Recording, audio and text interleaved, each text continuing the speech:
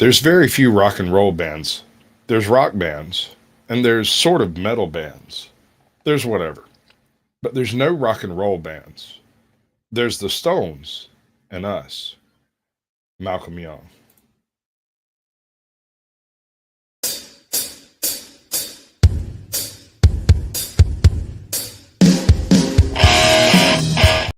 So we try that again because it failed to play on one side.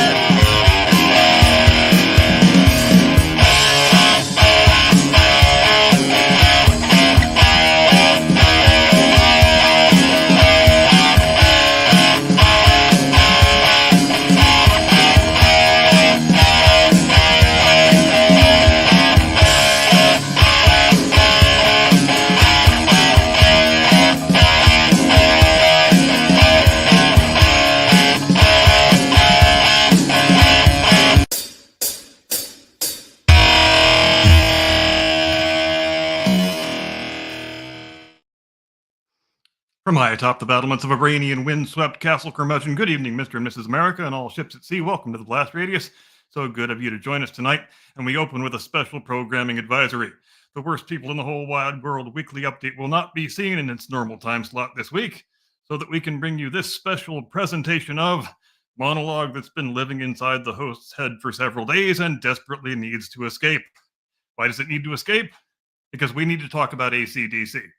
Actually, we need to talk about rock music more broadly, but we're going to open with the band that bills itself as AC/DC, which, as some of you may know, is currently playing a 10-date Australian tour, working their way from east to west, filling all of the biggest cricket grounds and football stadiums in the country with rapturous admirers, receiving glowingly positive reviews in the press, and so on. And that's all well and good. I don't begrudge anyone the right to make money, and I don't begrudge anyone the right to pay hundreds or thousands of dollars to spend 2.5 hours trying to relive their youth, or their parents' youth, or their grandparents' youth, as the case may be.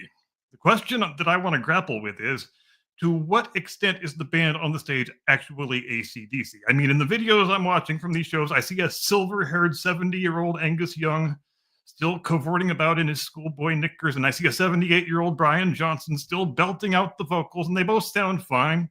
Let's not be in any doubt about that. In fact, I don't know what kind of special tea he's been drinking, but to my ears, Brian sounds better at 78, much better, in fact, than he did at 48.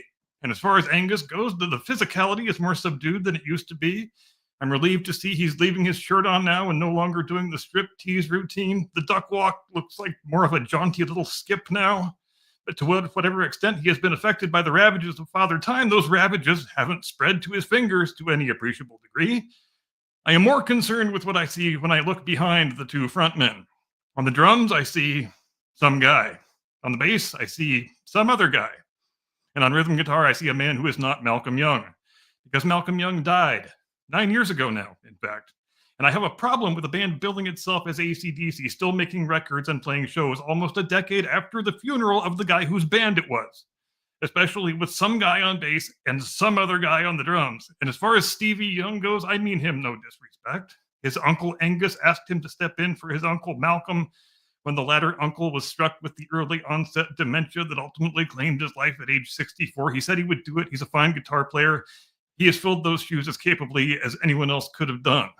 And 11 years ago, I understood the stated rationale when Angus announced that Malcolm's not going to be able to play anymore, but we had this set of songs written for a new album, so we're going to record it with Stevie and we will release it as a tribute to my brother.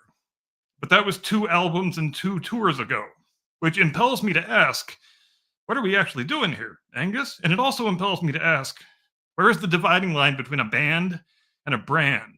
One of the sources of AC/DC's credibility as a live act for a long time was that when you went to see one of their shows, the guys on the stage were the Back in Black lineup. Malcolm Young, Angus Young, Phil Rudd, Cliff Williams, Brian Johnson. With the exception of the regrettable drummer changes that happened between 85 and 92, there was a period of 38 years when the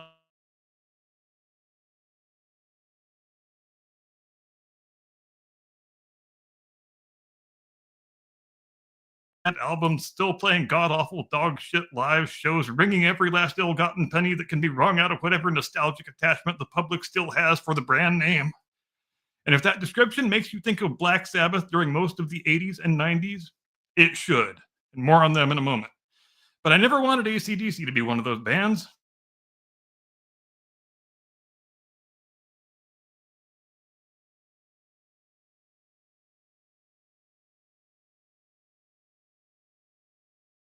Who's probably the 99th percentile of world population as far as the amount of time and attention and money and travel I've invested in being an AC/DC fan. I think I should have at least earned the right to find this all just a little bit offensive.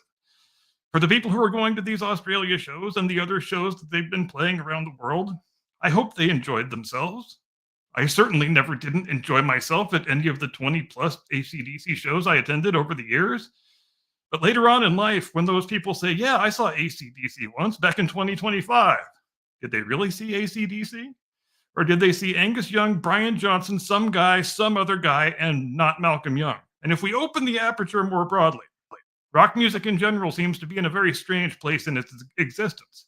A stone-dead artistic idiom for which a great deal of demand still exists. Setting aside the question of whether the band currently performing under the AC/DC banner is actually AC/DC, how many other rock acts can you think of who can fill a stadium anywhere in the world by themselves in a non-festival setting?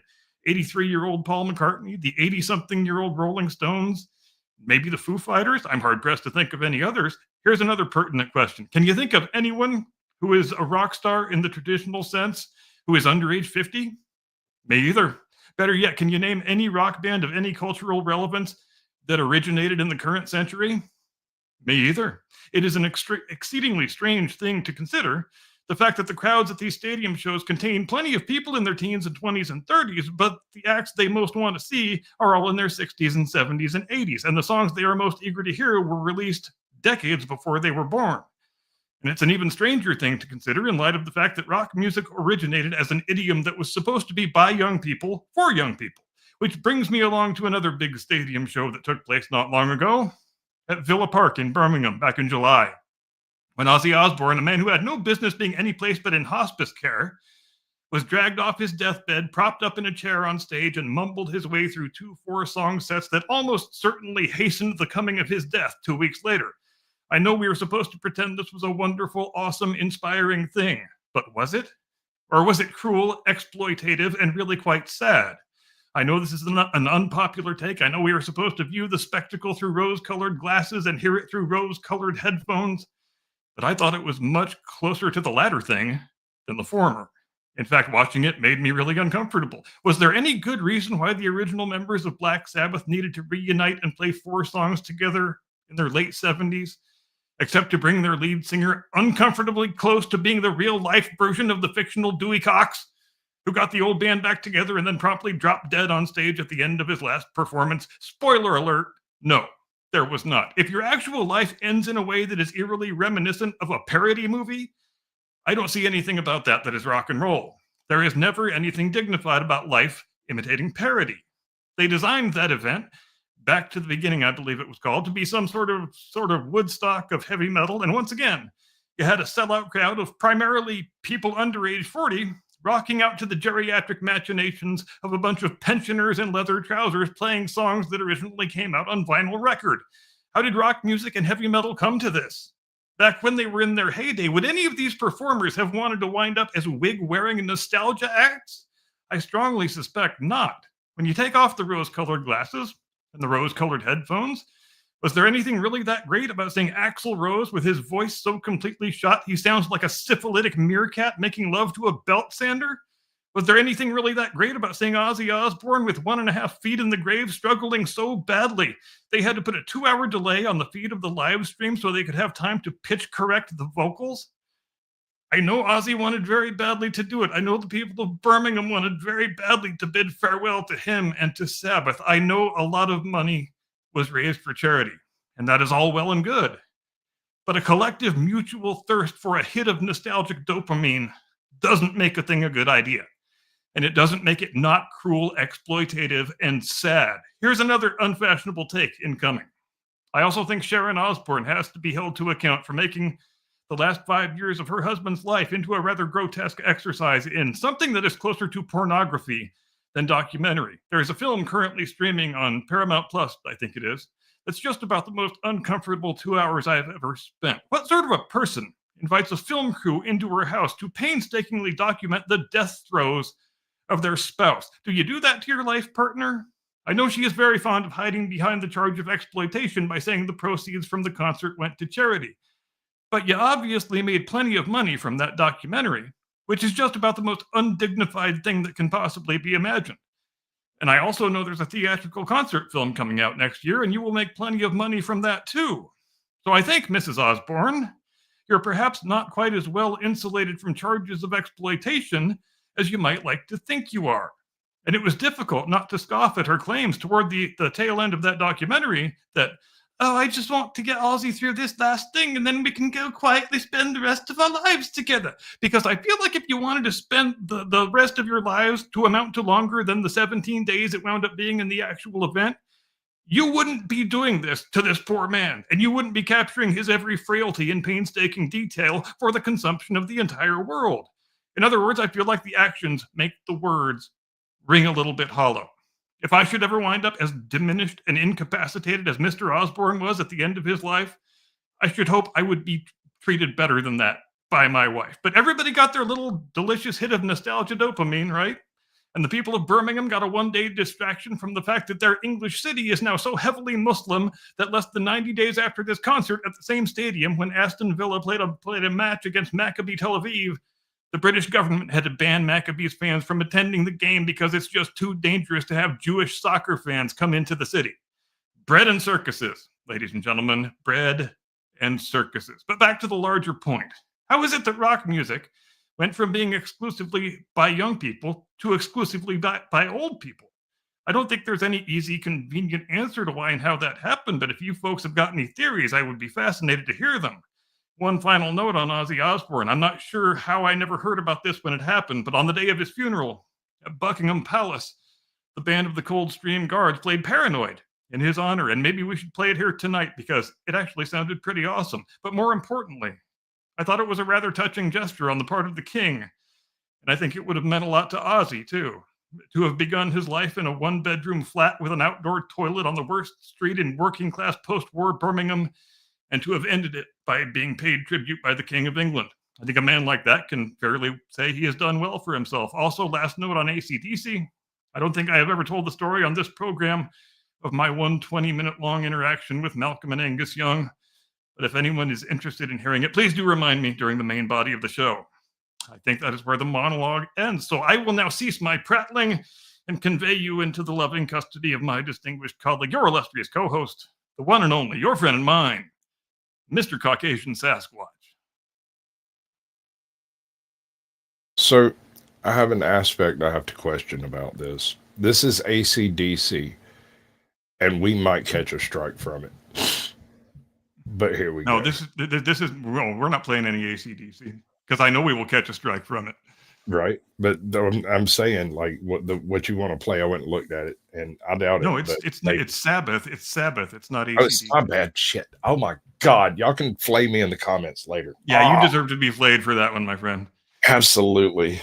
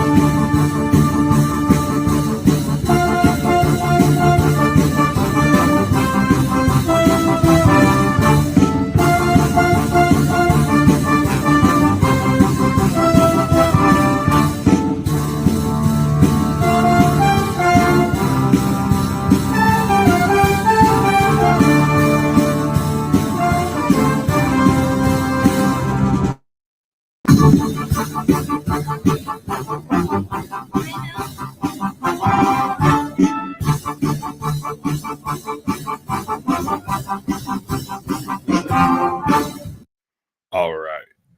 That was lovely, bud. I wish there was a version of it. I've looked, but I haven't been able to find it where we could see the percussion section, because that's the most impressive part of it for me, is how just with their Agreed. regular marching band instrumentation, they could pull off, matching the sound of a rock drum kit. And I feel like we missed the part. Did we miss the solo or the Yeah, cornet no, player? you're a monetized channel. The more of that we play, the more likely you are to lose monetization. Ah, fuck it. I don't care. Oh, okay.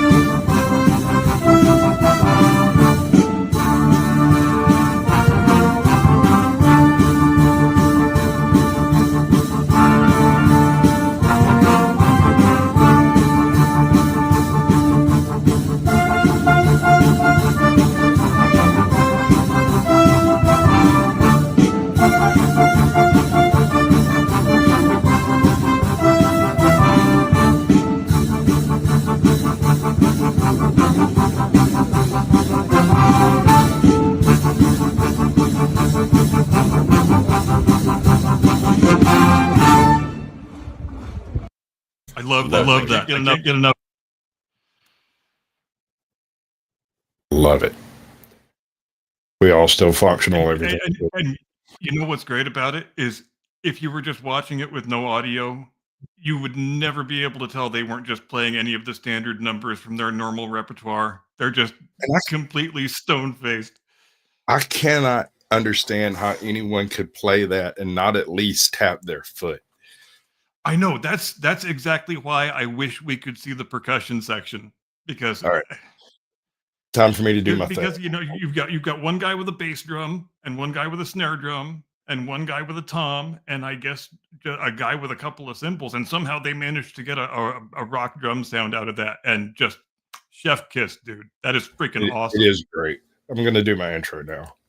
Good evening, ladies and gentlemen. Welcome to the Blast Radius. Tonight we are going to discuss well, there's an awful lot of stuff on the table. This past week has been quite eventful. There were some supposedly leaked emails. There were some supposedly leaked stories. There's some supposed Epstein file stuff. And then again, we also both watched Well, Once Upon a Time in Hollywood. Is that correct? That is correct. Yes. And I was utterly confused by the movie, but we're going to get into that. And it'll probably be on the second half. Until then, we're going to discuss what he's discussing, what she's discussing, what you've been discussing. And then we're going to cover what I want to talk about because I'm the weirdo here. Thank you. Come again. All right. Now,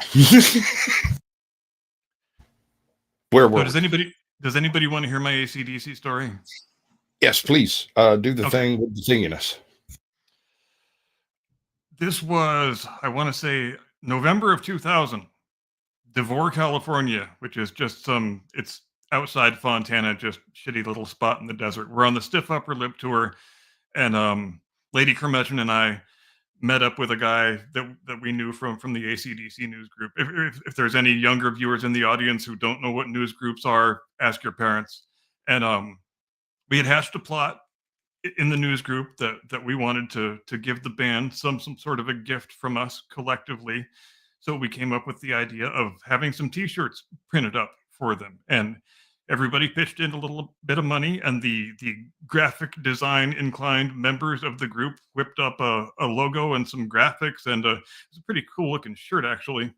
And we printed up 5 of them for each of the band members, and some for ourselves too, obviously. And we met up at the Denny's just outside town. Nobody had smartphones back then, so it was still in the days when you had to say, I'll meet you at the Denny's at such and such time, and I'm going to be wearing this. And what days those were. Anyway, so we meet up with my buddy Nick, and we've got the T-shirts, and we go to the show, and the show is over.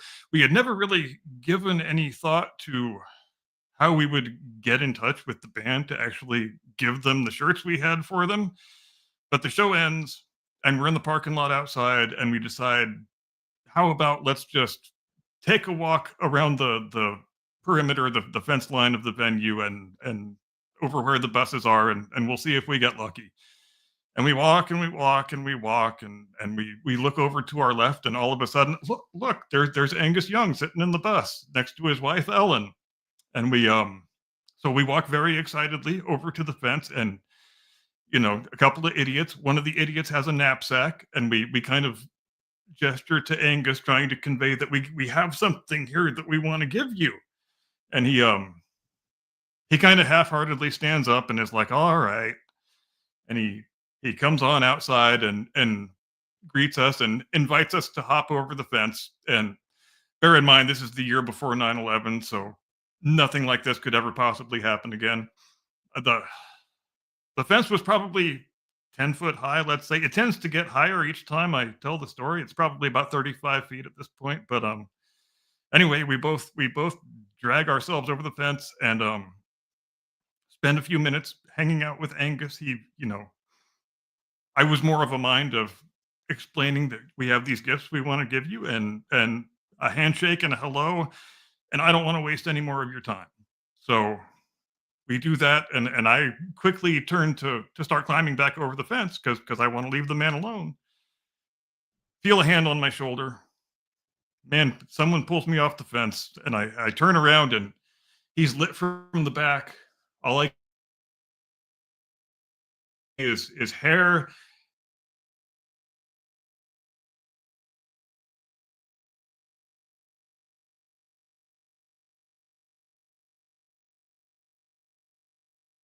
Did I? Did I? Yeah, you're squirreling out, brother. Okay, I'm back. And they went about.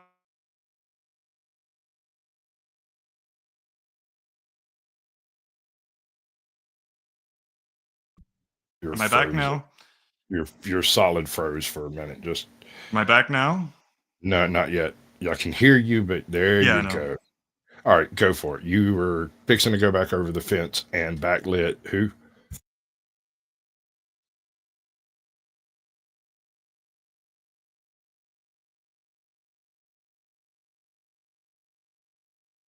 Oh, I want you to do me a favor, out brother. there with us, and okay. You've got to tell this story when your gear is working straight. I think your internet's cheesing you out, and I hate it. I absolutely hate it. I know. I think so too. It's bugging the shit out of me. It might pick up on StreamYard. I was kind of hoping it didn't glitch out, but once during the well, twice during the intro monologue. That went pretty well. Yeah, I saw it glitch out twice. I just plowed ahead like I said I was going to do. Yeah, I'm hoping that StreamYard picks it up and you'll be able to re-upload it as you see fit. Yeah.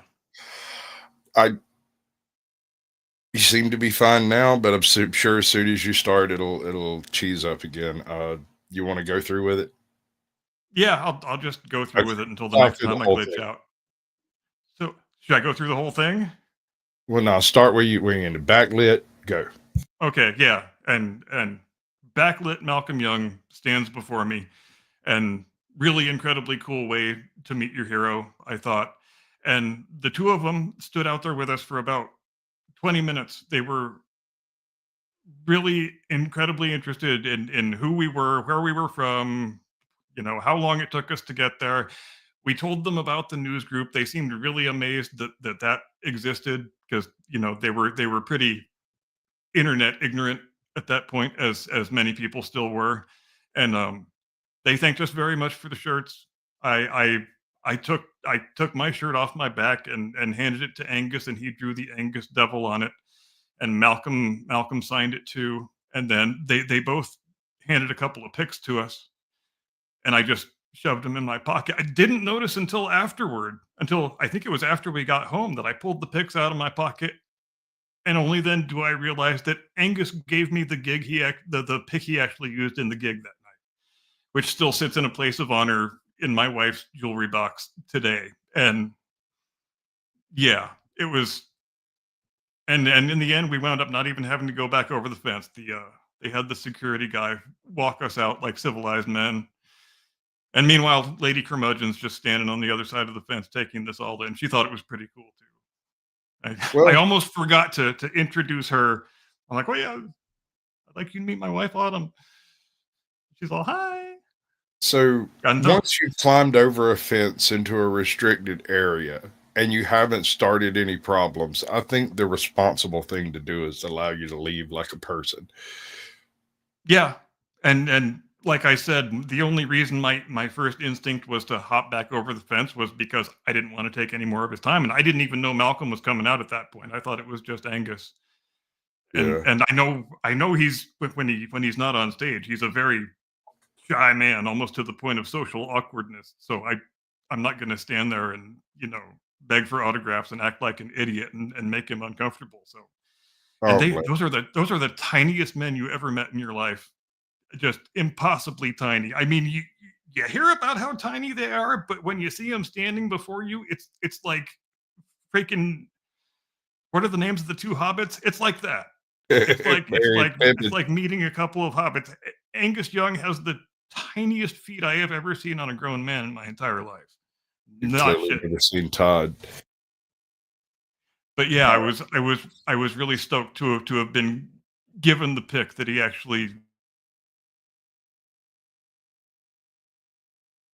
So the yeah, gig. Man, he sure did chew.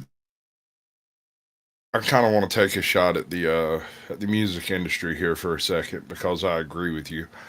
I went to the last tour that Tom Petty did, and I happened to go to the opening night on the opening uh the tour opening, right? And so we get there and it's like this huge event. It's an enormous thing that's happening. Nothing really special happened. It was a concert, a very good one. They introduced a new CD. This is 15 years ago, maybe longer. And I don't know. I had a really good time. It was a nice evening. The really weird part about that night was when we left, there was like an entire row of cars outside in the parking lot where every single driver had locked their keys in their car. And it was really strange to me because we parked right next to them. And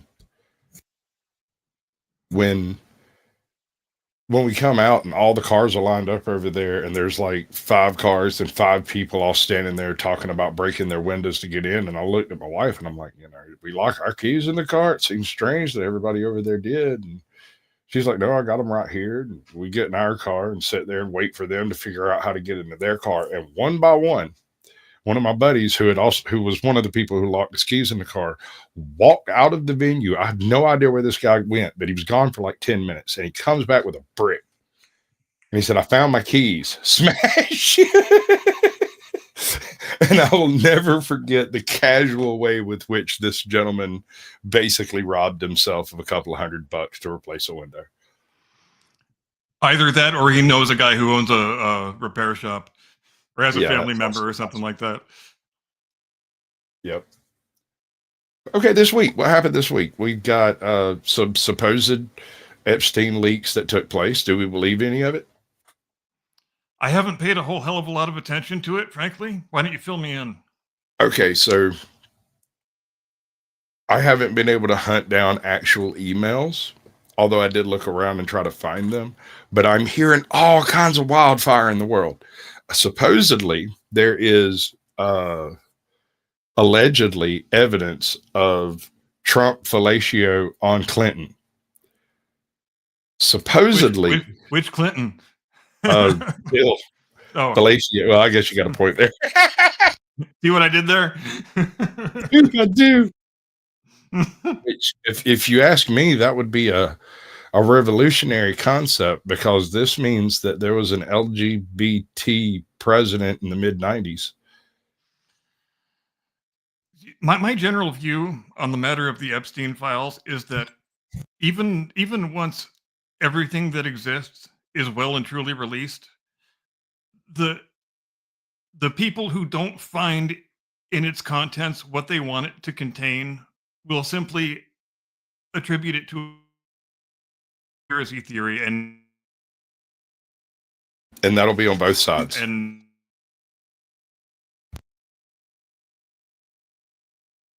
insist that they're sort of a feedback loop basically forever. Right. I look at the JFK files. It is a totally different circumstance. I'm not trying to draw a one-to-one comparison on this, but there are certain throughput concepts that go with it, such as the conspiracy aspect of all of it, how much the deep state would be involved in that kind of stuff, and that thing. I don't think it'll matter. Release them, don't release them. If you release them, like you said, you'll have some people who dig through all of it, say this can't be all of it. Where's the evidence on Trump? Where's the evidence on Biden? Where's the evidence on so and so that should be here? It's got to be. Where is the evidence on the person that I think should be destroyed? Is what it will come down to. And that being said, if you don't release them, or if you release them partially, that partial release will have exactly the same effect, because they will all say that the information they desire to be in it is actually in the withheld documents, and don't even believe they will ever release all the documents, at least not for 40 years. Oh, I know. The FBI never does that.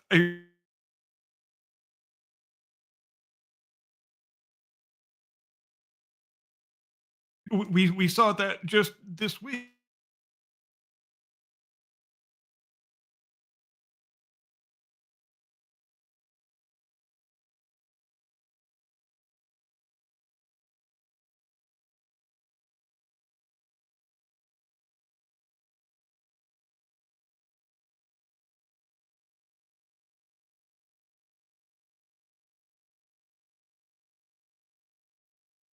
Yeah, I think we'll get back to him in a moment.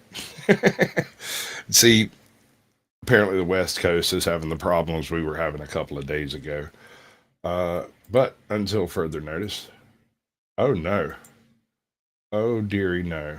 Where are we at over here? I left it playing. I got to find what I was going to play.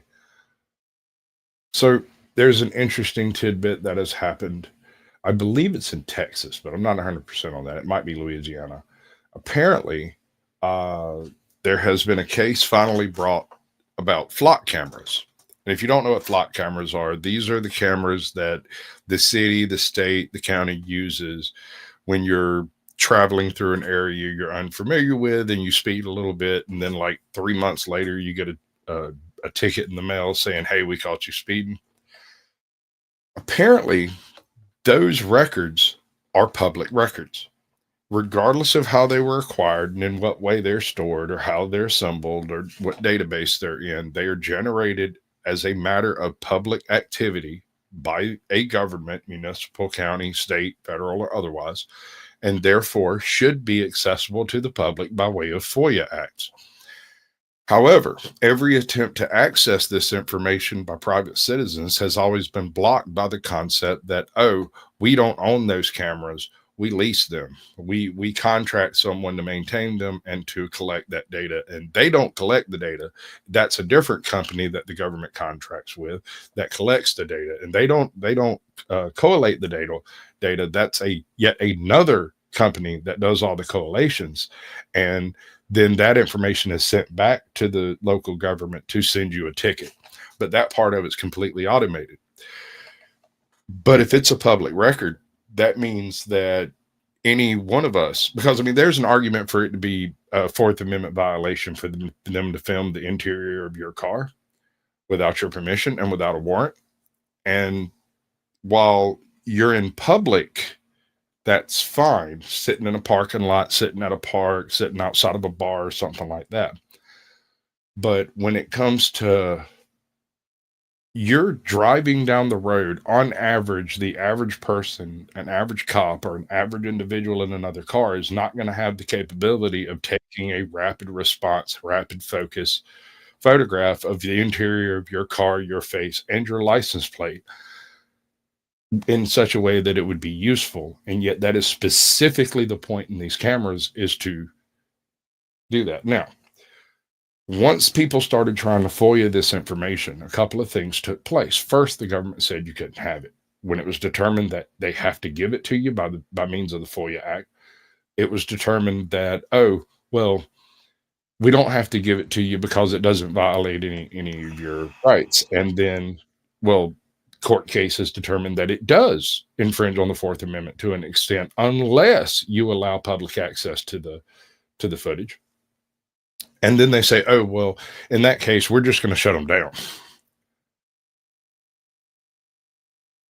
They just discontinued using flock cameras because you had access to it yourself, because you or me or anybody else could go up to whatever municipality is using them and be like, hey, I want all of the information from such and such date to such and such date, all of the photographs. And yes, it pretty much just proves the government is corrupt, because it leaves me asking the question, what are they using this to form a database of, except for your traveling, like your location at certain times, places, and points? That's the only thing I can think of. And but it is kind of fun how it always pops right back up when there's something that needs to be distracted from. And so, which leads me to believe that a definitive resolution to the thing might not be wanted as badly as people say they want it.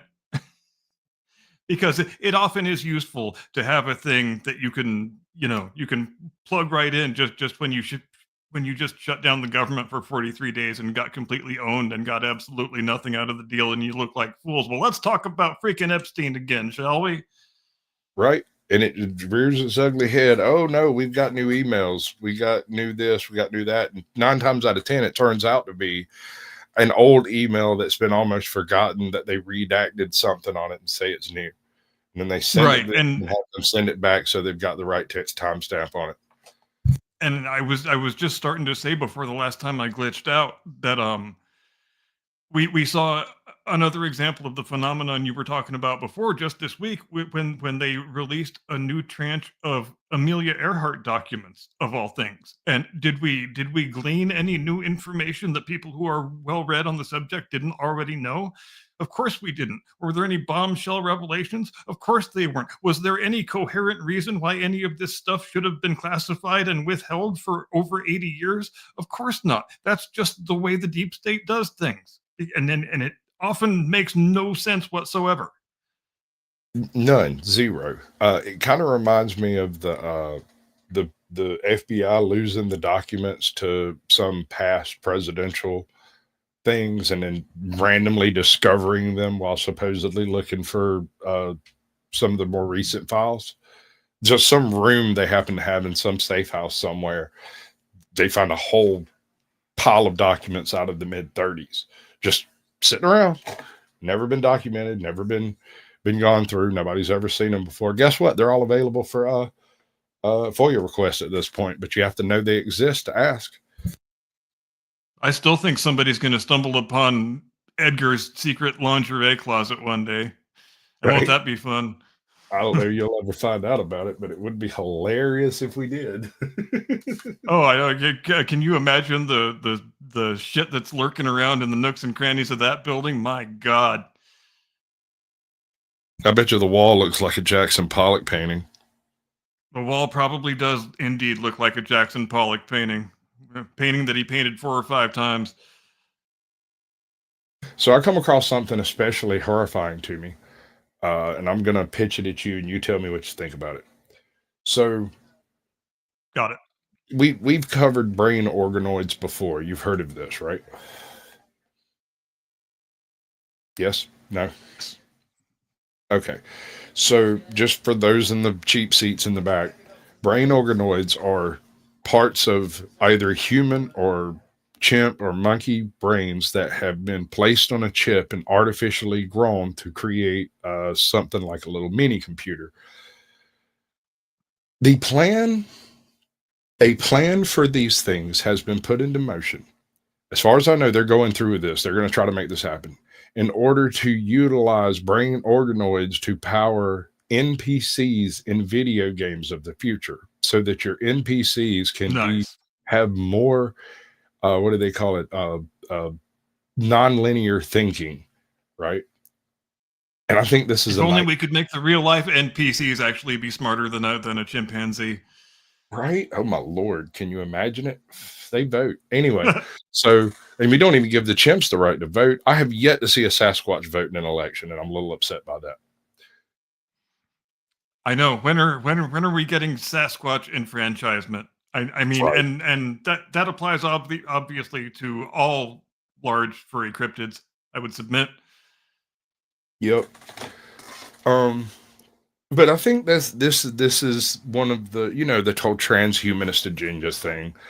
They're trying to kind of smudge the line between human and machine in such a way as for you to believe that the thing that you upload to a computer in 10, 15, 20 years is your soul, and that Yeah, soul is that immortal. stuff is all getting kind of creepy, if you ask me.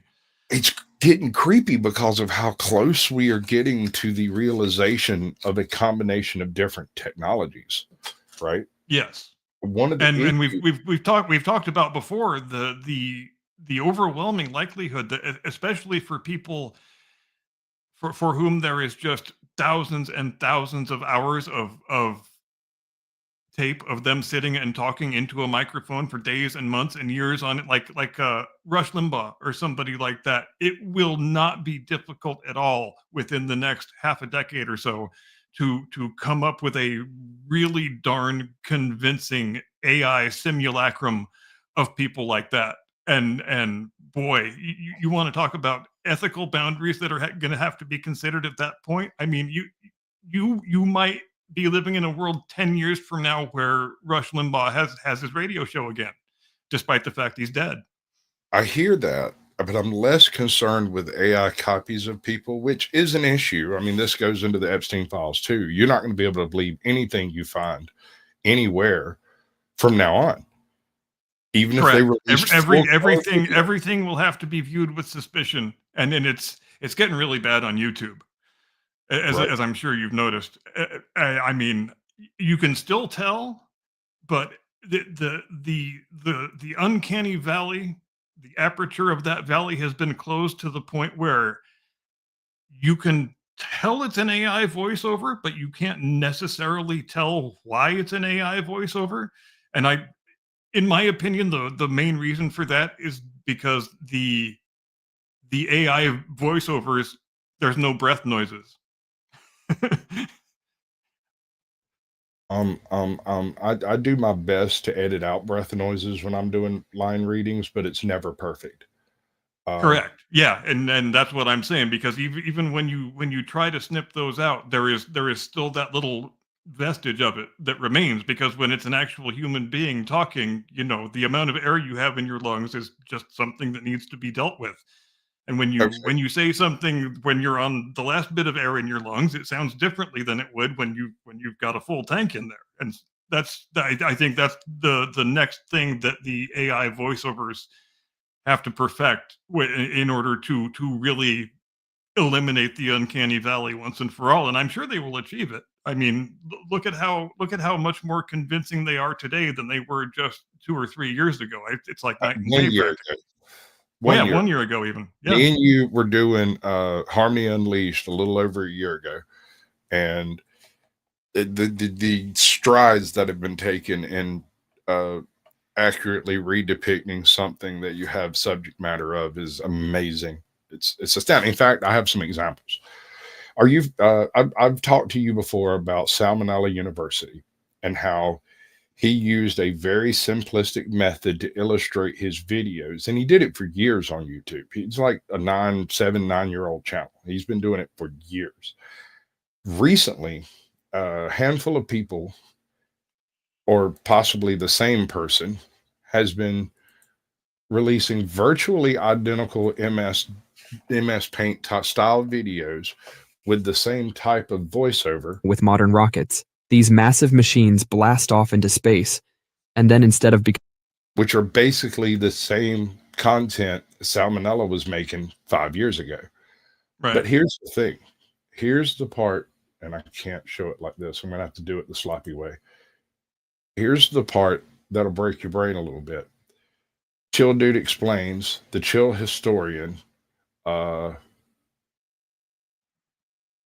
Chill Dude Shadow Mode, Chill Dude Shadow Mode, and another Chill Dude Explains. These are all essentially based off of the same, the Chill Historian, off of the same type, style, method, and manner. But they're all of these channels are uploading, a video a day or 2 videos a day. And Oh, I if know. Just I have a shocking amount of the stuff popping up in my feed constantly, and it just grows exponentially. right, and there's no rhyme or reason to it. It just seems to randomly generate itself into whatever you were talking about last. You like go online and you're saying something in presence of your phone, and then later you get a Chill Dude Explains video that pops up. Here's my question. Why is it a Chill Dude Explains video instead of a Salmonella video? Right? Which one of these people have made more money for YouTube? Well, in the past, it was Salmonella, but in the future, it will be a Chill Dude Explains. What's up, Brian Graham? Welcome in, bud. I missed your question. I glitched out again. It's why is YouTube suggesting the Chill Dude Explains and his clone copies of himself rather than Salmonella University on the same subject matter, same topic, same style of graphics, and same delivery? And I have a related question, which is, when you upload a video, they make you check a box saying whether or not the video has AI generated content in it. But when those things pop up in your feed, there is not any disclaimer on the video that says that's what it is. So why do we do that if we're not even going to get a helpful, at least up in the corner of the thumbnail? Why can't we have it say AI? What is the point of making people check those boxes if it doesn't result in anything? Right. And what it ultimately it's to train the YouTube AI to recognize AI so that YouTube can duplicate AI content that's already available, right? And then they can Yeah. utilize that AI to more accurately reproduce you and me and anyone else, That's Yeah. essentially all I can come up with. And it's gotten completely out of control with history videos in particular lately. Just there's no way to tell when you click on what you think is a cool history video until the voiceover starts. And my God, the some of the facts that they get wrong are just Yeah, no. completely absurd. And even when it's a really incredibly convincing sounding voiceover, there will always be a telltale mispronunciation in there somewhere, or a thing being said wrong that makes you go, okay, you're busted, I'm out of here. Right. And what happens, a year from now, 2 years from now, when new YouTubers have started doing things like this, and it won't be on YouTube because AI is taking over. Uh, but in whatever new genre they end up opening into, what happens when they take the facts that AI is laying down now and will be the most available citation available on YouTube or Google, and that's the only citations they have. We are Yeah, you're entering a exactly new right. And it has the potential to be the biggest misinformation factory in world history. we are entering a new dark age of truth because truth cannot be shown. We can no longer prove anything. Proof is no longer acceptable because you can just make an AI video of whatever you want to prove. And all information sources have to be viewed with suspicion permanently. Right, which brings us all the way 100 degrees to 1984. And Mr. Yuri Bezmenov, who came over here and made this statement that when the subversion is complete, you can tell a person the truth with evidence and they will disbelieve their lying eyes rather Yep. than believe the actual proof before you. At this point, they can simply disbelieve your proof because it's AI generated and I don't believe you. Yeah. But man, Yuri Bezmenov was a he was one of those people who lived many decades ahead of his time and could see the way the winds were blowing and didn't get many things wrong. There's not a lot that he got off base. He had a slight misunderstanding in his explanation of how a cell phone would eventually work because he didn't understand, he didn't grasp the concept of a cell phone as we understand a smartphone, I guess I should say. He was talking more along the lines of, cyberpunk world where there's ads playing on the insides of your eyelids and stuff like that. And that would be your Yeah. Ministry of Truth thing. Like it would be on every shop window and every TV on every corner, playing everywhere all the time. But a lot of people got that wrong until it actually happened. Like one thing that always makes me chuckle is when you watch Star Trek from the 90s and everybody's got, the super advanced little thing that looks like what we would call it a notepad now. And but the notepads can't talk to each other. They have to pass the little tabs back back and forth because they apparently they've got everything we could possibly imagine except wireless internet. Right. It just never crossed their mind, which is odd because Tesla had kind of figured that trash out early. Yeah, he He, sure had. he was like, no, if you just set everything up on a resonance, then you can send signals through the signals. And nobody got what he meant. And now we're doing part of it with cell phones and wireless communication. Yeah, and when he figures that out, it's only, I want to say it's less than 2 decades after Mr. Marconi first figured out how to send signals through the air, which that's pretty far ahead of your time right there. Yeah. And not just that it was possible to send signals through the air, but that those signals could be quantified in such a way as to send multiple packs of data through the same signal without interference or overlap. Right. That's genius. And then, well, what the hell? Now that we know we can send signals, it's not like we can send voices yet. Well, what the hell do we do with it? How do we figure out a way to send intelligible information? And then Mr. Morse comes up with the answer. He says, "I've got a system of dots and dashes," and that completely changes everything about the world overnight. Just ask the Titanic survivors, because there wouldn't be any otherwise without Marconi and Morse.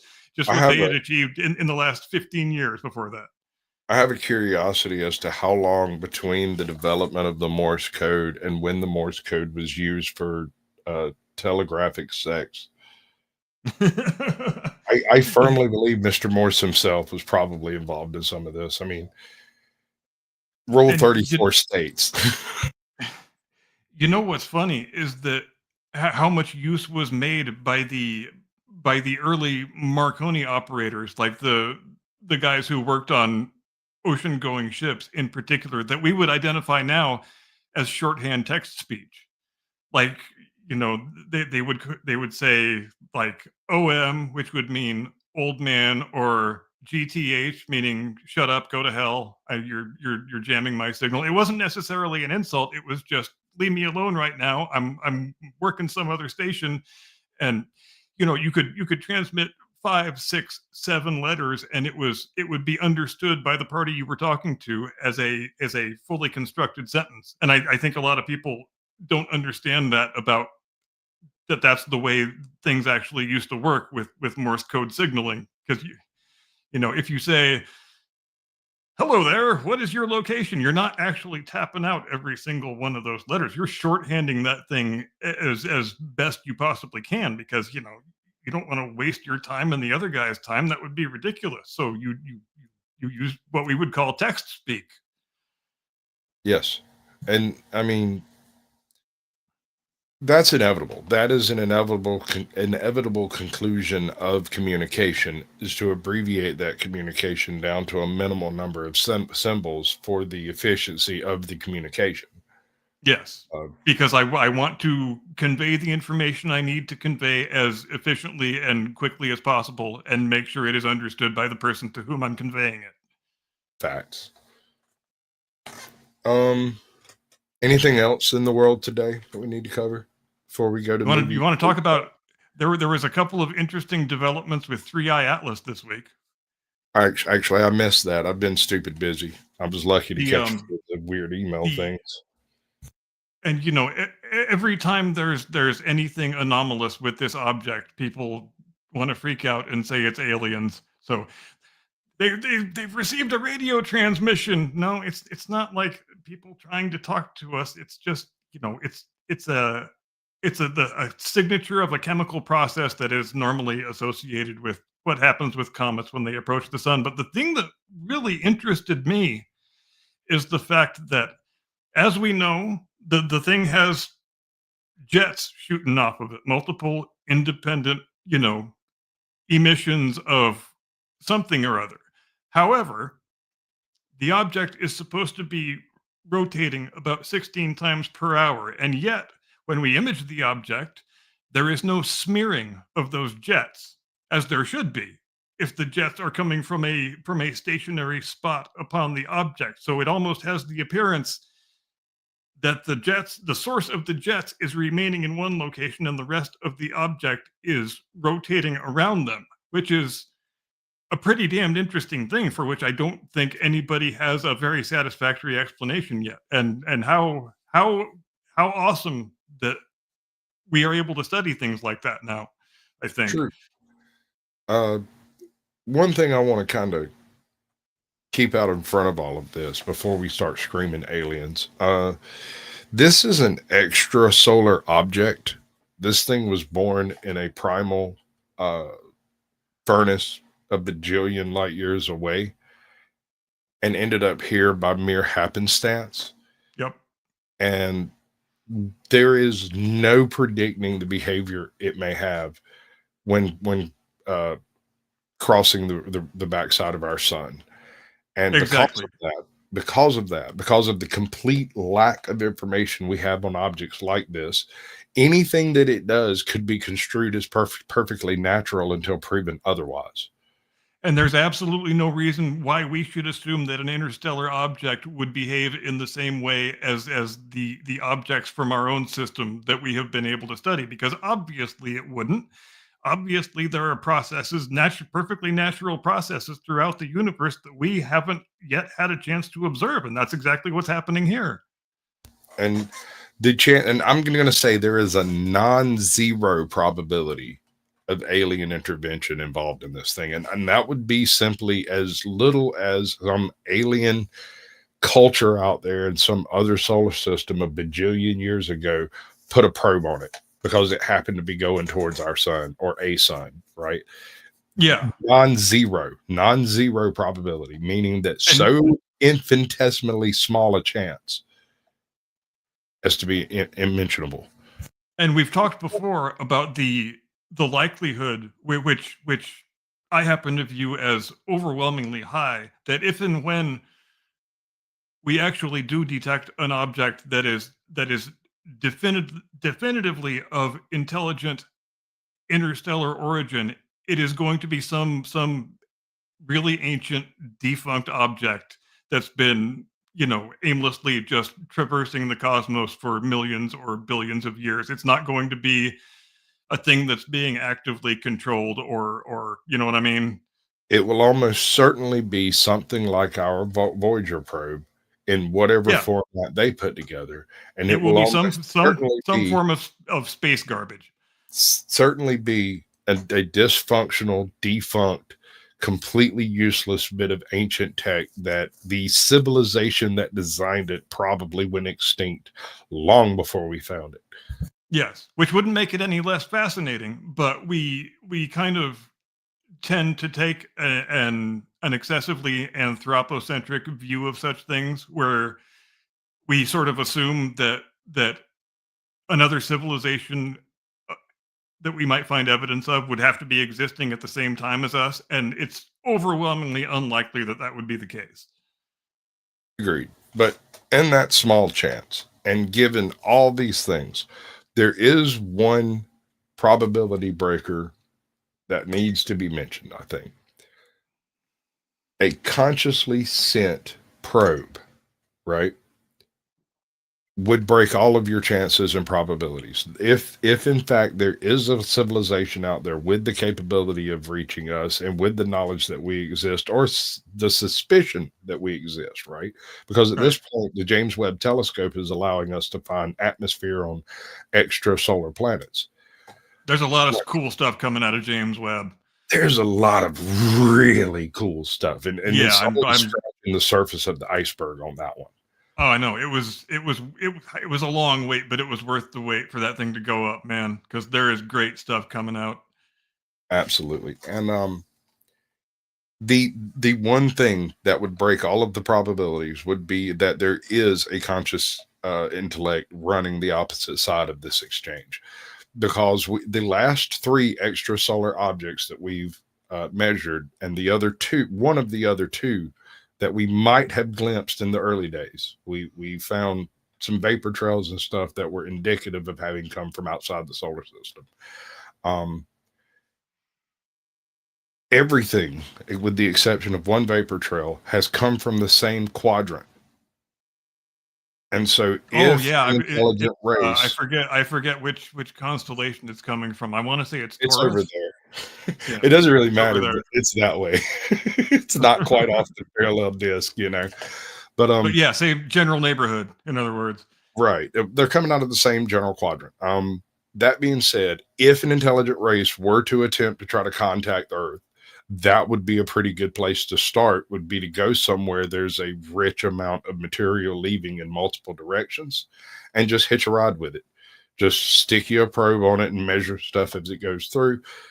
I don't know how you would communicate back and forth. We're talking about superluminal distances, so yeah, that's an interesting thing.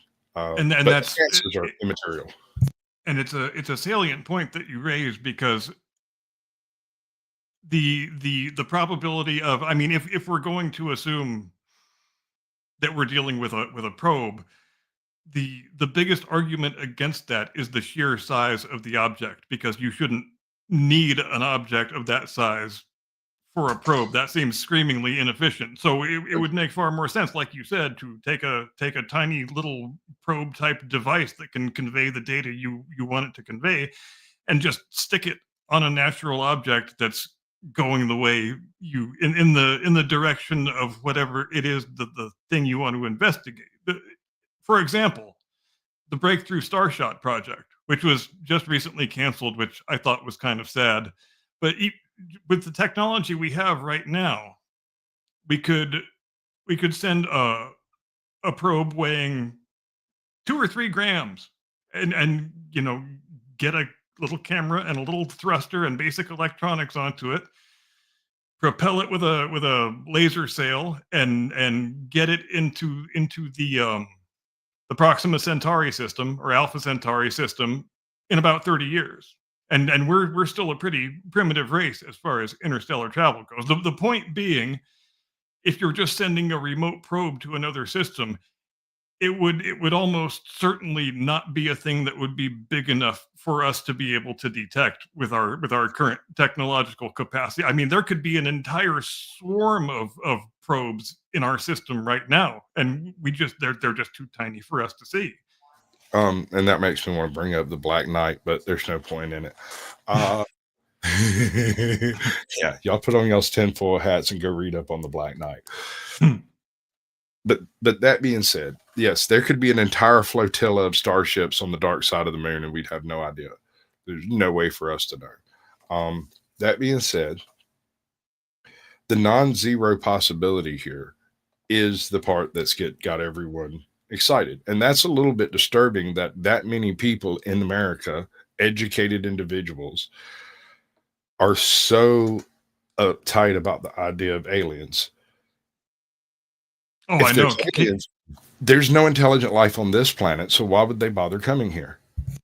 Can you imagine what the Heaven's Gate wackos would have done with this? My God, they 25 of them killed themselves over the stupid Hale-Bopp comet that just wound up crashing into Jupiter. I hope it was worth the ride, guys.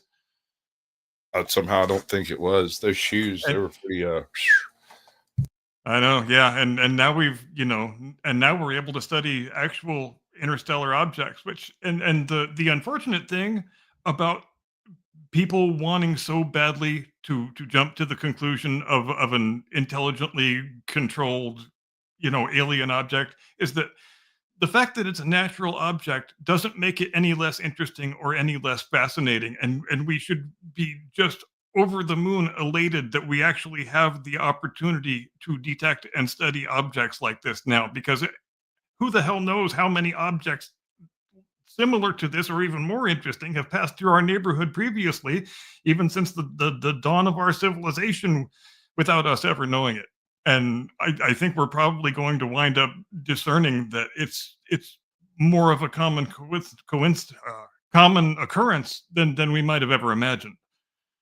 I'm fixing to go deep because I just had a thought.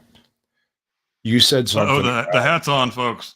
You said something about the only way that could happen for the amount of debris coming off of this thing that are appearing as jets and for it to be spinning the way it's spinning is if the thrusters were removed from the body of the comet itself, right? Yeah, what as if you had a something stationary with jets emitting out of it, and then like a rack and pinion, almost something rotating around that central stable thing. You know what a JATO is?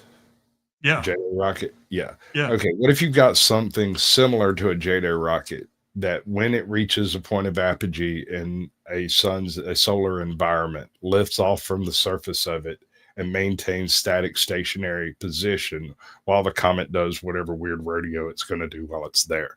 This actually plays into the concept of the piggybacking method of exploration.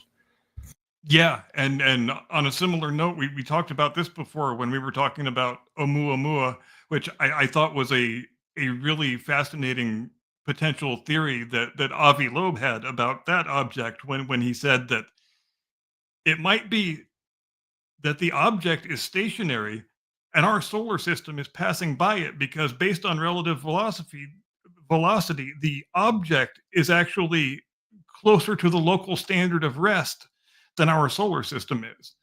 So it might be moving through us from our perspective, but we could just as well be passing by it, and it's the stationary thing and we are not. Right. No, and I get that. Although it's more likely some combination of the two Right. divergent trajectories, and we happen to be there, and our sun happens to be close enough to gravitationally capture it for a moment. And local standard of rest is kind of a misleading term anyway, because there's not really any such thing as rest. There's no reference. You can't. can't. Yeah. The only Everything is in motion. And, The only and reference usually you at see- velocities we can't even imagine. And that was another bit of news that came out this week, that the rate at which our solar system is orbiting the galactic core is potentially 3 times faster than we thought it was. Kind of has to be. You got to Yeah. remember the previous numbers that we came up with didn't take into account any of the weird expansional energy that was built into the system. None of the equilibrium of things falling in versus things being pushed out, and they have yet to determine how much, a balance of energy for the expansion of these galaxies in conjunction with the black hole center of most galaxies. And when you And combine that we still really don't have the faintest idea what the forces that we call dark matter and dark energy actually are. They really are just placeholders that we have plugged into the equations in order to make the equations pencil out. What it actually is, I mean, could still be anybody's guess. And when we actually find the conclusion, it will probably be, as these things often are, something that never occurred to anybody. right, and dark energy literally is a placeholder for this much effect is taking place. This much kinetic effect is taking place visually in the visuals and radio spectrum that we can't explain. That's dark energy. And then dark matter is there is apparently this much more gravitational effect on local objects and distant objects. And we have no idea where this matter is or how it could be an extent without us knowing where it is. And one explanation is there's a lot more cosmic dust than we know about. If it's not Right. generating stars and doesn't have a black hole nearby, there's no way to really pick up on it. And it would also explain some of the brightening and dimming stars that we find in the night sky that we haven't really been able to explain, would be an extra amount of cosmic dust. Right. And I think the current the current conventional wisdom, I believe, says that the average cubic meter of what we call open space contains about one hydrogen molecule, and that's about it. And that's probably complete horseshit. There's probably lots and lots of other stuff there. We just don't know how to detect it yet. Or our attempts to detect it are basically absorbed by it. Yeah, that's Rogue another planets. fairly distinct possibility. One of my favorite scientific studies is into the concept of rogue planets. These can be anything from Mercury-sized supermoons all the way through to Jupiter-sized gas giants that, for some reason or another, get thrown out of their solar orbit. Yep. They then spend some immeasurable amount of time crossing the Great Black. One of these things that happens to come off on a trajectory that sends it into one of these dust clouds would be completely undetectable. Let's say hypothetically it's a Jupiter-sized planet, right? It's a gas giant. This thing would travel through the black, collecting material at the same time it's sloughing off heat at an amazing velocity. Like it would literally crinkle down like a raisin until it came into the heliotrope of a new star and started becoming active again. We can't detect cold. We can read heat. As long as it's emitting something, we can usually find it if there's nothing stopping it. But if it's a cold object, it's a black object, and that absorbs anything you throw towards it. And so we can't detect it. Yeah, and there's a non-zero possibility that in the distant past, some sort of rogue planet or rogue object coming into our system is what accounts for the unexplained motion of Neptune that we still haven't come up with an adequate explanation for, and the fact that Uranus rotates flat on its side instead of straight up like all the other planets. And there's, like I said, a non-zero possibility that some sort of rogue object entered our neighborhood, disrupted those two planets, and then kept flying in further, got torn to shit by Jupiter, and wound up creating the asteroid belt. Some aspect of it. I'm pretty sure part of the mantle of Mars is the asteroid belt. Yeah, because I mean Mars mathematically speaking, Mars should be approximately the size of Earth. It should be a third Earth twin, Venus, Earth, and Mars, right? Right, because But it's Venus and not. Earth are pretty damn close. And ostensibly, the reason it's not is because with Phobos and Deimos, there was a larger protoplanet that was traveling with them, and that larger protoplanet struck Mars and knocked the exterior mantle off, and basically re recoated the surface in fresh magma. That's why Mars has virtually no elevation change except for where there's been obvious water or some sort of fluid erosion. And Right, hence and it could have also obliterated whatever atmosphere Mars might have had at that point, which right, obviously made all of the surface water go away because we know that thing used to have a hell of a lot of surface water. it had to have. And it would explain the reduced gravity, the reduced spin. Mars doesn't spin nearly as fast as Earth. It's not as bad as Venus. Venus is absurd. It's like like what, a year and a half or a day, Yeah, something. it is absurdly slow. And yet and people are still trying to figure out how to go to Mars. But let me tell you something about going to Mars. And this was figured out by sci-fi writers back in the 50s and 60s. So I don't understand why we're still going down this path. If you send people to Mars and they're on the surface more than a couple of years, bringing them back to Earth would be almost suicidal. uh, Yeah, because you only get that conjunction about every 2.5 years, I believe it is, where right, where it's which even means where it's even feasible to make the trip. they will be stuck on Mars for no less than a year and a half before they can come back towards Earth, much less actually get to Earth. So we're talking 4 years round trip, at least, right? So Yeah, probably which more like six, to be Which honest. is which is why it's not really practicable to do a kind of, just a footprints and flags type of deal like we did with the moon. And I think a Right. lot of people fail to understand that. Right. Now, a lot of people also don't understand that if you put a man on Mars for 2 years, that man might not be able to survive attaining escape velocity from Mars, but probably will, right? But when he gets to Earth, he will experience more gravity than the escape velocity of Mars. Yes. And it's basically going to be turning in 60 years of life for a 4 year trip. This Yep. So person, when they come you home, better send a teenager. will essentially have the bones of an octogenarian, will have the muscle atrophy of someone who's in their 90s, and would have a lifespan measured probably in months, if in years, a couple of years rather than decades. Right. I'm not And sure anybody's going to sign up for that. I don't think that's worth it. So the other option is to plant a colony on Mars and then not leave. which I think you have to do. And I think that realization is starting to be more accepted than it traditionally has been. Because I yeah, you disagree. have to, if you're going to send people, you have to assume it is a one-way trip, and you have to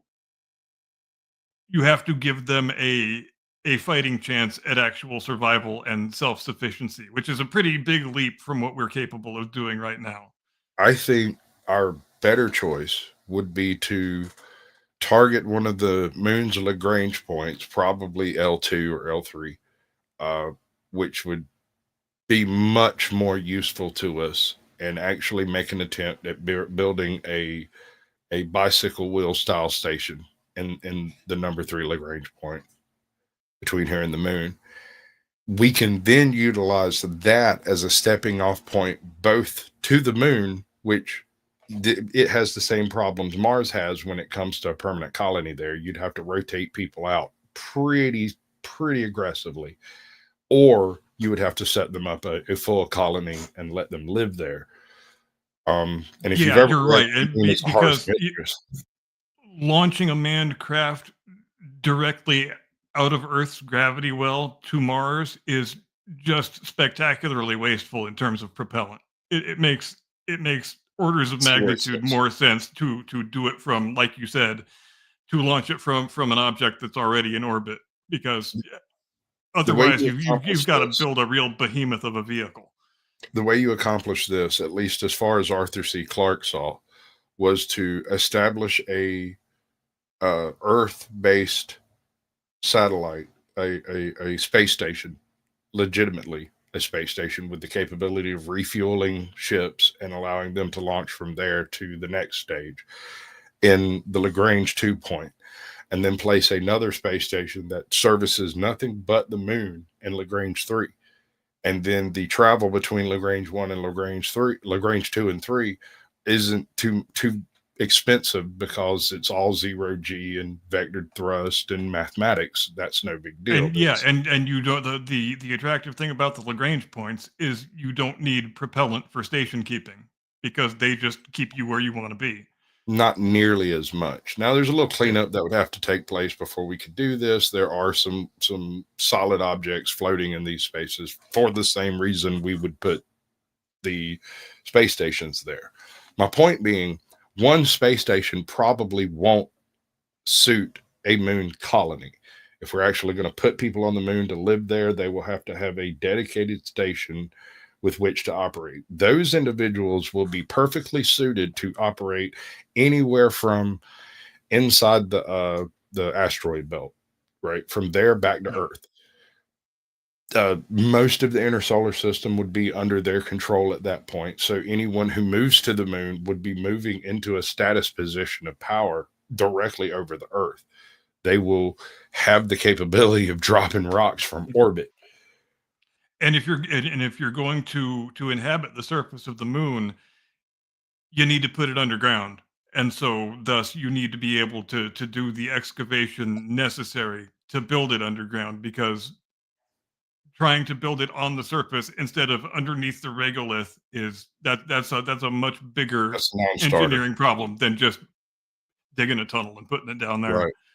I don't think it was Arthur C. Clarke. I don't remember which one of them it was that said it. It was one of the JPL folks, but they did a whole bunch of mathematics on fuel and what it would take to like move Earth movers up to the moon, things that could function in the lack of environmentals and whatnot.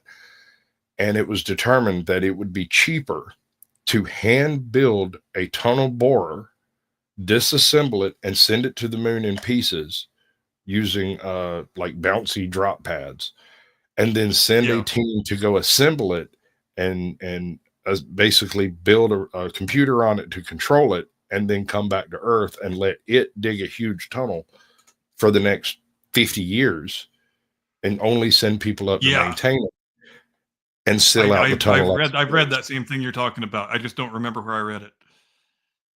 I picked it up in the back, I believe, of one of Arthur C. Clarke's novels, if I'm not mistaken. Was it? Yeah, it could have been. You might be right. I think. I mean, I'm pretty good at this type of stuff, but it might have been a Heinlein novel, but I think it was in the back of an Arthur C. Clarke. And that definitely is the road to go down, because just in terms of radiation shielding, if you try to build above ground on the moon instead of below ground and using the protection that the regolith provides, that just explodes the amount of raw construction material you have to send up there. And it doesn't pencil out in terms of engineering resources at all. You got to dig a big hole. That's the only way to go.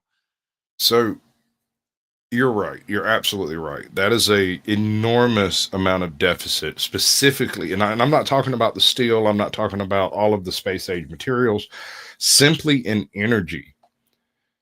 The amount of energy and fuel it would take to do this type of thing from Earth to the moon is so prohibitively absurd that I don't believe it is even possible. The Lagrange point. Well, yeah, because that old annoying rocket equation always comes into play. That you need more propellant to push the propellant that you need to push to get the thing up, and that whole rabbit hole that you have to go down. So what Arthur C. Clarke, or wherever I read the paper, what they proposed was you start by building essentially a platform with attachment points that you can take some space shuttle tanks up to, and you build the space shuttle to not use all of the fuel that it has on the way there, so that it can offload material while taking up components for the space station itself, thereby filling the tanks that would operate your JATO rockets to keep it in orbit in the right spot and all that cool stuff. Yeah. Rinse, repeat. Yeah, I mean, and you need to avoid as much as possible having to lift any completed articles out of Earth's gravity well.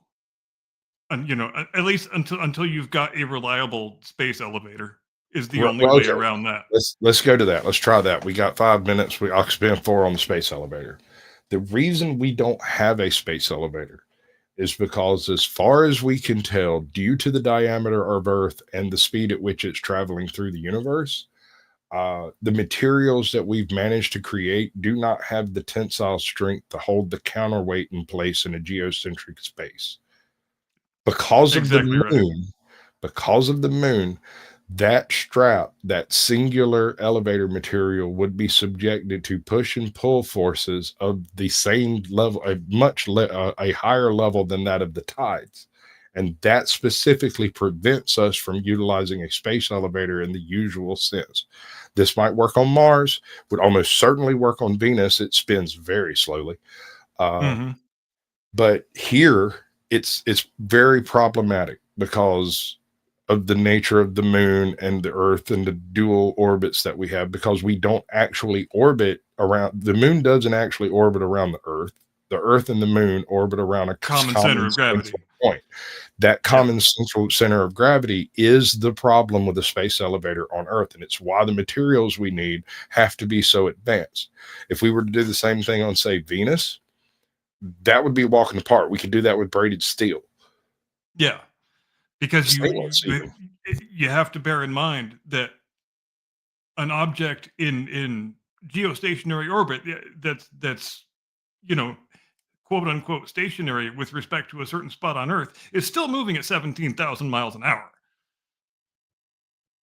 Exactly. And also it's innately not stable because of the nature of the Earth Moon system. So you're talking about an excessive, I believe, an excessive amount of fuel being required to be taken on each trip in order to stabilize it. And if something ever went wrong with the computers, the electric, the rockets, the fuel delivery, the guy pushing the button, anything goes wrong in any of that, and that thing comes down. God, I can't remember the name of the book. There was a book where somebody described what it would look like for a space elevator to come down with its counterweight. Oh, I know.